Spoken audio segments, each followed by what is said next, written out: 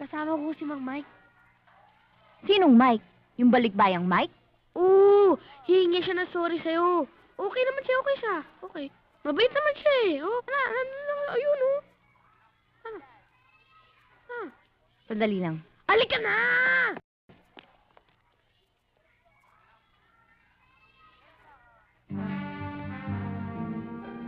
Miss Reyes, daan muna tayo sa principal's office. Itanong natin kung tuloy ang circular. Okay.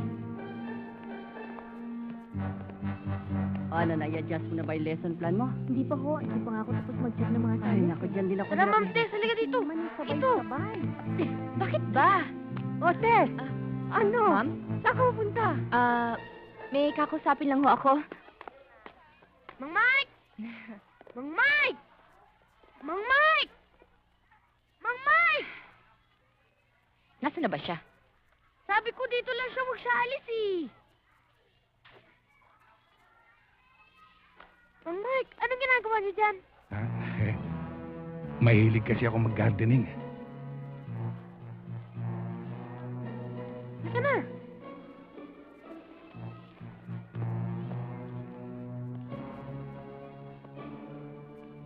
Ma'am Tess, si Mang Mike. Mang Mike, si Ma'am Tess.